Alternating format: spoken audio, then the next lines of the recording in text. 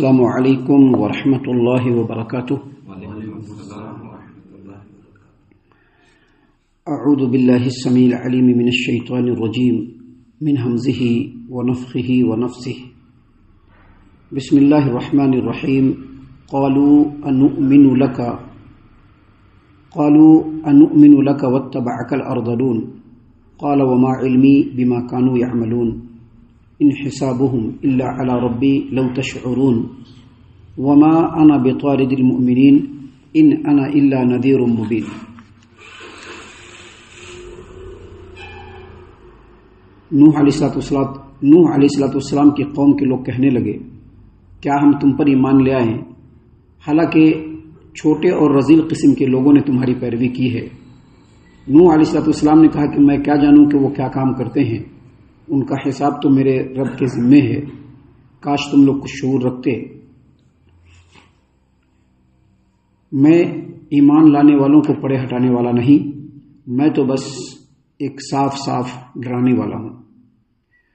محترم سامعین کرام، سورۃ الشعراء سورہ نمبر 26 اور اسی سورت سے آیت نمبر 111 سے 115 تک یہ چند آیات ابھی آپ کے سامنے تلاوت کی گئی۔ بفضل اللہ، بعون اللہ، بتوفیق اللہ آیتوں کا ترجمہ بھی آپ تمام کی خدمت میں پیش کیا گیا۔ سامعین کرام، جیسا کہ آپ تمام کو معلوم ہے کہ ابھی جو آیات سورۃ الشعراء سے آپ کے سامنے پیش کیے جا رہے ہیں، ان میں سیدنا نوح علیہ السلام اور ان کی قوم کے لوگوں کا ذکر ہے، ان کا واقعہ ہے، اور سیدنا نوح علیہ السلام نے اپنی قوم کے لوگوں کو کیسے دعوت دیا، کس طرح سے دعوت دیا، اس کا ذکر کل آپ کے سامنے ہم نے اللہ تبارک و تعالیٰ کی آیتوں کی روشنی میں کیا، اور یہ بتلایا کہ سیدنا نوح علیہ السلام نے اپنی قوم کے لوگوں کو کہا کہ دیکھو، میں تم لوگوں کی طرف اللہ کا رسول ہوں، اللہ تبارک و تعالیٰ نے مجھ کو رسول بنا کر کے اپنا پیغام تم تک پہنچانے کے لیے تم تک بھیجا ہے مجھ کو دے کر، اور تم لوگوں کو معلوم ہے کہ میں نے ایک عرصہ تم لوگوں کے درمیان گزارا ہے، کبھی بھی مجھ کو تم لوگوں نے ہیرا پھیری میں جھوٹ بولتے ہوئے یا لوگوں کی ادھر ادھر میں مجھ کو نہیں دیکھا ہے، میں ایک سچا اور امانت دار رسول ہوں تم لوگوں کی طرف، لہذا تم لوگ اللہ تبارک و تعالیٰ سے ڈرو اور میری اطاعت و فرما برداری کرو، اور پھر یہ دیکھو کہ میں جو اللہ تبارک و تعالیٰ کا پیغام اور اللہ کے احکام تم لوگوں تک پہنچا رہا ہوں، اس کے پیچھے میرا کوئی دنیاوی مقصد بھی نہیں ہے، کوئی اجرت یا کوئی اجر میں تم لوگوں سے نہیں مانگ رہا ہوں، بس میرا اجر جو ہے وہ رب العالمین کے ذمے ہے۔ جب یہ ساری باتیں سیدنا نوح علیہ السلام نے اپنی قوم کے لوگوں کو کہا اور کہا کہ تم لوگ اللہ سے ڈرو اور میری اطاعت و فرما برداری کرو، مجھ پر ایمان لاؤ، تو قوم کے لوگوں نے کہا، کیا کہا؟ اللہ نے فرمایا، قالوا، ان لوگوں نے کہا، انؤمن لک واتبعک الارذلون، کیا ہم تم پر ایمان لے آئیں حالانکہ تمہاری پیروی کرنے والے لوگ بہت ہی چھوٹی اور رذیل قسم کے ہیں۔ تمہاری پیروی کرنے والے لوگ جو ہیں وہ سماج و معاشرے کے کوئی قابل قدر، قابل ذکر اور جو ہے کوئی بڑے لوگوں میں سے نہیں ہیں، چھوٹے چھوٹے قسم کے لوگ جو ہیں، رذیل قسم کے لوگ جو ہیں سماج و معاشرے کے، وہ تمہاری اتباع اور پیروی کرتے ہیں۔ یہاں پر جو یہ آیت کریمہ ہے جس میں نوح علیہ السلام کے قوم کے لوگوں نے نوح علیہ السلام کو جو جواب دیا کہ ہم تمہاری پیروی اس لیے نہیں کر سکتے ہیں کیونکہ تمہاری پیروی کرنے والے جو لوگ ہیں وہ بہت ہی چھوٹیا قسم کے ہیں، اس سے دو باتیں سمجھ میں آتی ہے۔ پہلی بات یہ سمجھ میں آتی ہے کہ ہر زمانے میں، صرف نوح علیہ السلام کے زمانے میں نہیں بلکہ ہر زمانے میں جب نبیوں نے اللہ کے پیغام کو لوگوں تک پہنچانا شروع کیا تو ان کا اپوز کرنے والے، ان کی مخالفت کرنے والے سماج و معاشرے کے وہ لوگ ہوتے تھے جو سماج و معاشرے کے اندر رسوخ رکھتے تھے، جن کو چودھری صاحب، اشراف، بڑے لوگ، پیسے والے لوگ، بڑے بزنس ٹائکون، اس طرح کے جو لوگ ہوتے تھے وہ سب سے پہلے نبیوں کی مخالفت کرتے تھے، اور ایسے لوگوں کو قرآن کریم میں ملأ سے بھی تعبیر کیا گیا ہے اور مترفین سے بھی تعبیر کیا گیا ہے۔ اور یہ جو بڑے بڑے لوگ ہوتے تھے سماج و معاشرے کے، چودھری ٹائپ صاحب کے جو لوگ ہوتے تھے، وہ لوگ جو مخالفت کرتے تھے اس کے پیچھے صرف ایک ہی وجہ ہوتی تھی۔ وجہ کیا ہوتی تھی؟ وجہ یہ ہوتی تھی کہ اگر ہم نبی کے باتوں کی اتباع کر لیں، نبی کے حکم کو ماننا اگر شروع کر دیں، نبی پر ایمان لانا شروع کر دیں، تو سماج و معاشرے میں جو ہماری چلتی ہے وہ چلنا بند ہو جائے گی۔ کرنا کیا ہوگا؟ جو نبی کا حکم ہوگا، جو اللہ کی طرف سے حکم آئے گا اس کے حساب سے چلنا ہوگا۔ اسی لیے ہر دور میں جتنے بھی انبیاء آئے، شروع میں ابتدا میں ان کی اتباع اور پیروی کرنے والے لوگ وہ لوگ ہوتے تھے جو سماج و معاشرے کے غریب، ٹوٹے ہوئے، ستائے ہوئے، پسے ہوئے جو لوگ ہوتے تھے، جو چھوٹا موٹا کام کرنے والے لوگ ہوتے تھے، سب سے پہلے وہ نبیوں پر ایمان لاتے تھے. اسی لیے ان لوگوں نے ایسی بات کہی. سامعین کرام، اس کا دوسرا مطلب یہ ہے، اس آیت کریمہ کا دوسرا جو مفہوم ہے وہ یہ بھی ہے کہ یہ جو بڑے بڑے لوگ ہوتے تھے سماج و معاشرے کے، یہ سماج و معاشرے کے جو بڑے بڑے لوگ ہوتے تھے، یہ لوگ دیکھتے تھے کہ نبیوں پر جو ایمان لانے والے لوگ ہیں یہ چھوٹے چھوٹے لوگ ہیں. اب دیکھیے نبی کریم صلی اللہ علیہ وسلم کا زمانہ دیکھیے، قریش کا زمانہ دیکھیے.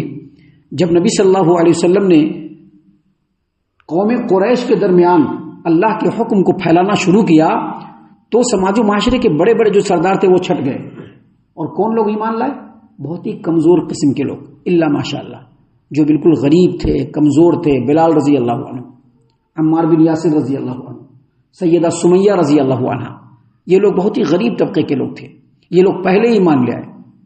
تو جب ایسے چھوٹے چھوٹے لوگ سماج و معاشرے کے جو ان کی نظر میں چھوٹے ہوتے تھے، جب یہ لوگ ایمان لے آتے تھے تو بڑے بڑے لوگوں کے دل میں یہ بات آتی تھی کہ میں ان لوگوں کے ساتھ کیسے بیٹھوں، ہم لوگ ان لوگوں کے ساتھ نہیں بیٹھ سکتے ہیں. اور یہی بات قریش کے درمیان بھی تھا. قریش کے جو لوگ تھے، سرداران تھے، ان لوگوں نے نبی صلی اللہ علیہ وسلم سے یہی شکایت کیا. اور ان لوگوں نے تو یہاں تک کہہ دیا کہ نبی صلی اللہ علیہ وسلم، اگر آپ ان چھوٹے چھوٹے رذیل اور گھٹیا قسم کے لوگوں کو اپنے سماج و معاشرے سے اٹھا دیں تو ہم آپ کے سامنے بیٹھنے کے لیے تیار ہیں اور آپ کی بات سننے کے لیے تیار ہیں. سامعین کرام، یہاں پر جو اللہ تبارک و تعالیٰ نے اس بات کو بیان کیا ہے، اس کا مقصد اور مطلب ہرگز یہ نہیں ہے کہ سماج و معاشرے کے جو بڑے بڑے لوگ ہیں، جو ذمہ داران ٹائپ کے لوگ ہیں، جو چودھری اور اشراف صاحب ٹائپ کے لوگ ہیں، ان لوگوں کو اس آیت کریمہ سے رونگ ہونے کی ضرورت نہیں ہے، بلکہ اس آیت کریمہ سے ان کو عبرت لینے کی ضرورت ہے کہ وہ ہوں یا چھوٹے لوگ ہوں، سب کس کے بندے ہیں؟ رب العالمین کے بندے ہیں. اور ان کے لیے ضروری ہے کہ وہ اللہ تبارک و تعالیٰ کا حکم آتے ہی اپنے آپ کو اللہ تبارک و تعالیٰ کے حکم کے سامنے جھکا دیں. اگر وہ ایسا کریں گے تو وہ سماج و معاشرے میں بھی اثر و رسوخ والے رہیں گے، سماج و معاشرے میں بھی ان کا مقام بلند ہوگا اور رب العالمین کی نظر میں بھی ان کا مقام بلند ہوگا. اور اگر وہ لوگ ایسا نہیں کریں گے تو جس طرح سے اللہ تبارک و تعالیٰ نے نوح علیہ السلام کے قوم کے بڑے بڑے لوگوں کو، نبی کریم صلی اللہ علیہ وسلم کے زمانے میں قریش کے بڑے بڑے لوگوں کو ان کا نام صفحہ ہستی سے مٹا دیا، اللہ تبارک و تعالیٰ ہر ایک کا نام صفحہ ہستی سے مٹانے والا ہے. آپ یاد کر لیجئے، آج کے ڈیٹ میں کوئی ابی بن خلف کو یاد کرتا ہے؟ نہیں یاد کرتا. ابو جہل کو یاد کرتا ہے؟ نہیں یاد کرتا ہے. لیکن سیدنا بلال حبشی رضی اللہ عنہ کا نام جب آتا ہے تو لوگوں کی نگاہیں عزت و اکرام کے ساتھ جھک جاتی ہیں. کیوں؟ کیونکہ بلال رضی اللہ عنہ غلام ہونے کے باوجود جب انہوں نے اللہ تبارک و تعالیٰ کے حکم کے آگے اپنے آپ کو جھکایا تو اللہ نے ان کو بلند کر دیا. اس سے یہ پتا چلتا ہے کہ سماج و معاشرے کے جو لوگوں کے بنائے ہوئے کیٹیگریز ہیں اس سے عزت و احترام نہیں آتا ہے، بلکہ عزت و احترام آتا ہے اللہ تبارک و تعالیٰ کے حکم کو ماننے کے بعد. اللہ تبارک و تعالیٰ نے قرآن کریم کے اندر دوسرے مقام پر کہا ہے، من کان یرید العزہ فللہ العزۃ جمیعا. اگر کسی آدمی کو عزت چاہیے تو ان لوگوں کو معلوم ہو جانا چاہیے کہ عزت پوری کی پوری کس کے ہاتھ میں ہے؟ اللہ تبارک و تعالیٰ کے ہاتھ میں ہے. اللہ تبارک و تعالیٰ نے قرآن کریم میں یہ بھی کہا ہے، وَأَنْتُمُ الْأَعْلَوْنَ إِن كُنتُم مُؤْمِنِينَ. تم ہی سر بلند رہو گے. شرط کیا ہے؟ نبی پر ایمان لانے والے بنو، اللہ پر ایمان لانے والے بنو، نبی کے حکموں کے آگے اپنی گردنوں کو جھکانے والے بنو، تبھی جا کر کے اللہ تبارک و تعالیٰ عزت دے گا، مقام دے گا. وگرنہ نوح علیہ السلام کے زمانے میں جو بڑے بڑے لوگ تھے ان کو بھی کوئی مقام نہیں ملا. اس کے بعد کے نبیوں کے دور میں بھی جو بڑے بڑے لوگ تھے ان کو بھی کوئی مقام نہیں ملا. اور سیدنا محمد عربی صلی اللہ علیہ وسلم کے زمانے میں قریش کے بڑے بڑے سرداران تھے، ان کا بھی کوئی نام نہیں، ان کو بھی کوئی عزت، کوئی مقام نہیں ملا. تو یہاں پر بتلانے کا ہی مقصد ہے کہ قوم کے لوگوں نے کیا کہا، ہم آپ پر ایمان کیسے لائیں حالانکہ آپ کی پیروی کرنے والے لوگ تو بہت چھوٹے چھوٹے قسم کے لوگ ہیں. سامعین کرام، اس کے جواب میں سیدنا نوح علیہ السلام نے جو بات بیان کی وہ بھی بہت ہی باریکی والی ہے. سیدنا نوح علیہ السلام نے کیا کہا؟ قال، اللہ نے فرمایا کہ اس نے کہا، وما علمی بما كانوا يعملون ان حسابهم الا على ربي لو تشعرون. وہ کیا کرتے ہیں اس کے بارے میں مجھ کو کوئی جاننے کی ضرورت بھی نہیں، میں جانتا بھی نہیں کہ وہ کیا کام کرتے ہیں. ان کا حساب جو ہے وہ اللہ رب العالمین کے ذمے ہے، اگر تم لوگوں کو کچھ بھی شعور ہو۔ اس کا مطلب کیا ہے؟ اس کا مطلب یہ ہے کہ نوح علیہ السلام نے اپنی قوم کے لوگوں کو کلیئر جواب دیا کہ دیکھیے مجھ پر جو لوگ ایمان لانے والے ہیں وہ اصل میں مجھ پر ایمان لانے والے نہیں ہیں، وہ رب العالمین پر ایمان لانے والے ہیں۔ اب وہ کیا کام کرتے ہیں، کتنے چھوٹے ہیں، کتنی پراپرٹی کے مالک ہیں بھی کہ نہیں ہیں، چمار کا کام کرتے ہیں کہ موچی کا کام کرتے ہیں کہ کمہار کا کام کرتے ہیں کہ انتہائی چھوٹیا قسم کے لوگ ہیں، اس کے بارے میں نہیں جانتا۔ میں صرف اتنا جانتا ہوں کہ ان لوگوں کے سامنے میں نے اللہ کے کلام کو پیش کیا اور ان لوگوں نے اللہ کے کلام کو قبول کر لیا۔ اب ان کا معاملہ اور ان کا حساب اللہ کے ذمہ ہے، اگر تم کو شعور ہو۔ یعنی ان کے کام سے ہم کو مطلب نہیں ہے، اور میرے پاس کوئی ایسا جو ہے پیمانہ بھی نہیں کہ میں پتہ کر لوں کہ کون کام کرتا ہے۔ میں نے آپ کو بھی اللہ تبارک و تعالیٰ کا حکم سنایا، اللہ کا پیغام سنایا، اور معاشرے کے چھوٹے چھوٹے لوگوں کو بھی اللہ کا حکم سنایا۔ جو پسند کیا وہی اللہ تبارک و تعالیٰ کا پسندیدہ بندہ ہے، جو مجھ پر ایمان لیا۔ میں بس اتنا جانتا ہوں۔ اور آگے مزید کہا وما انا بطارد المؤمنین ان انا الا نذیر مبین، کہہ دیا سیدنا نوح علیہ السلام نے کلیئرلی کہ میں ایمان لانے والوں کو یہاں سے ہٹانے والا نہیں ہوں۔ وما انا بطارد المؤمنین، میں ایمان لانے والوں کو یہاں سے ہٹانے والا نہیں ہوں۔ ان انا الا نذیر مبین، میں تو صاف صاف، چاہے وہ مالدار ہو، امیر ہو، چودھری صاحب ہو، چھوٹے لوگ ہو، رذیل لوگوں، گھٹیا لوگوں، میں تمام لوگوں کو صرف صاف صاف ڈرانے والا ہوں کہ جو اللہ تبارک و تعالیٰ کے حکموں پر پیغام، اللہ تبارک و تعالیٰ کے پیغام اور حکموں پر ایمان لائے گا وہی اللہ تبارک و تعالیٰ کی نظر میں برگزیدہ ہے، جو ایمان نہیں لائے گا وہ اللہ کی نظر میں برگزیدہ نہیں ہے۔ سامعین کرام، یہاں پر سمجھنے کی بات یہ ہے کہ سیدنا نوح علیہ السلام نے قوم کے بڑے بڑے لوگوں کو کلیئر کہہ دیا۔ بڑے بڑے لوگوں کی چاہت کیا تھی؟ بالکل وہی چاہت تھی جو قریش کی تھی۔ چاہت یہ تھی کہ ان لوگوں نے کہا کہ اگر یہ جو چھوٹے چھوٹے معاشرے کے جو گھٹیا قسم کے لوگ ہیں، غریب اور مسکین قسم کے لوگ ہیں، اگر آپ ان کو یہاں سے ہٹا دیں گے تو ہم لوگ آ کر کے آپ کی بات سننے کے لیے تیار ہیں۔ سیدنا نوح علیہ السلام نے کلیئر جواب دیا کہ دیکھیے جو لوگ ایمان لائے ہیں ان کو ہم ہٹانے والے نہیں ہیں۔ کیوں نہیں ہٹانے والے ہیں؟